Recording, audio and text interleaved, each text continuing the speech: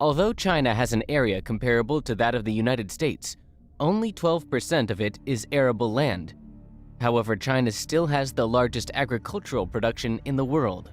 All the usable land is farmed intensively, and the government has invested heavily into both increasing yields and conserving the area.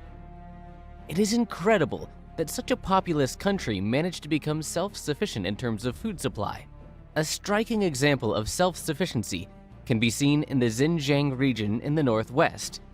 It's an almost desert region, but thanks to drip irrigation and technological systems that reduce evaporation, people in Xinjiang grow vegetables without rain. What's the result? Tomatoes, garlic, onions, watermelons, melons, and much more have received international recognition and can compete in taste with fruits grown in southern Italy.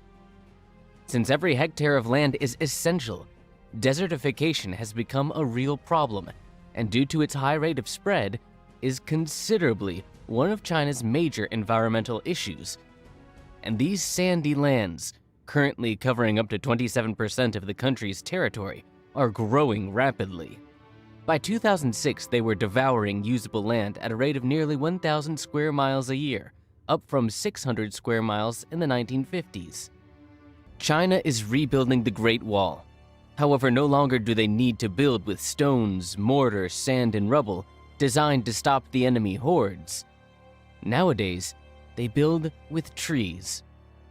Just like the wall erected many years ago, the world's largest man-made forest should stop an enemy that China has been fighting for many years, and which is no less dangerous than the problem of overpopulation. This enemy is the desert that occupies most of eastern China and continues to grow non-stop.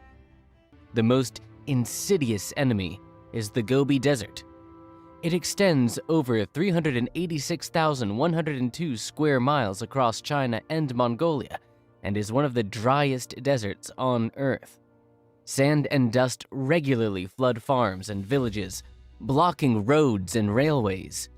Hundreds of thousands of tons of this substance end up in Beijing and other cities, posing a serious health hazard to their residents.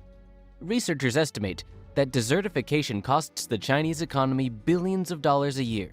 Therefore, the need to build a new Great Wall of China arose, and this time, it's green. Although the plan has not yet been completed, the forest area in the north has increased from 5% to 13.5%, an area the size of Western Europe. Thus, the Chinese were able to save the land from the desert, which stretches along a distance equal in size to Italy.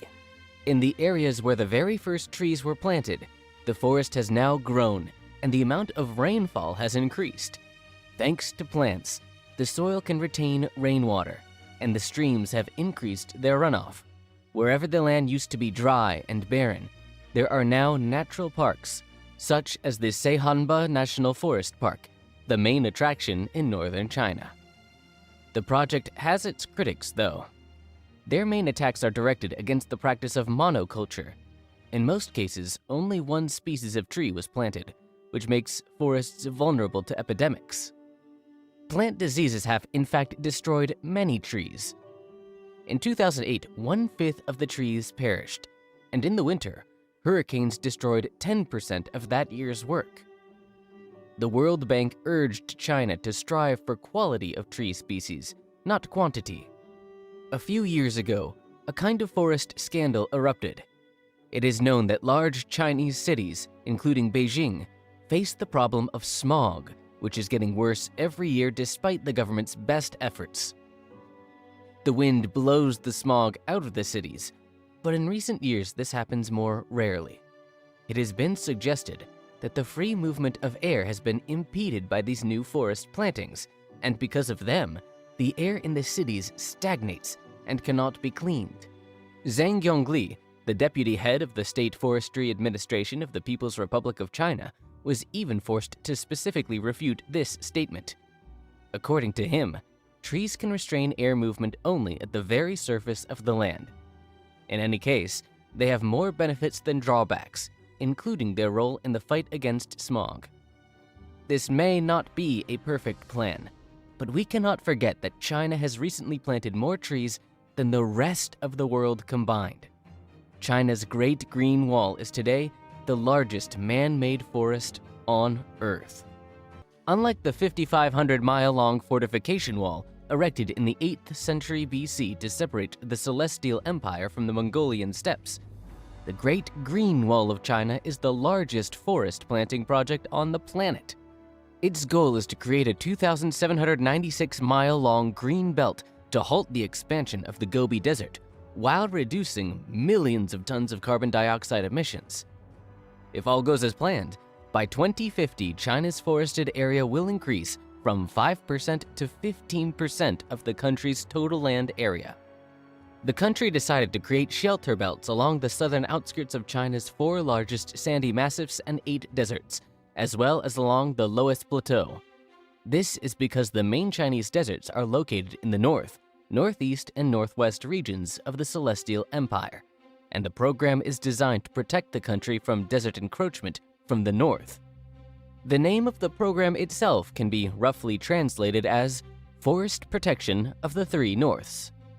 At the same time, another unofficial name arose, Louis Chong-Cheng, the Great Green Wall of China. Its author is believed to be Deng Xiaoping himself.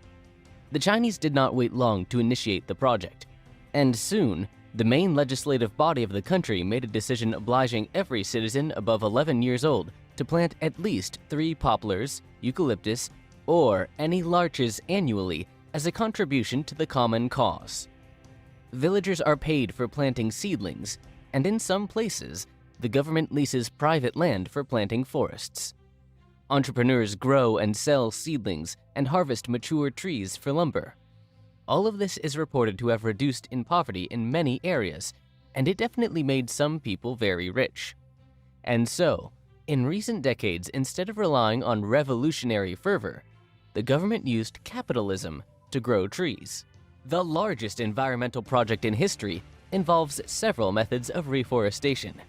Rows of grass and common local trees are planted first. Along the second line, rows of drought-resistant shrubs are planted. Then in go the most resistant trees, such as poplar. Different teams are hired to plant them, and seeds are scattered from planes. Not only are professionals and volunteers involved in planting trees, but also Chinese officials, including ministers.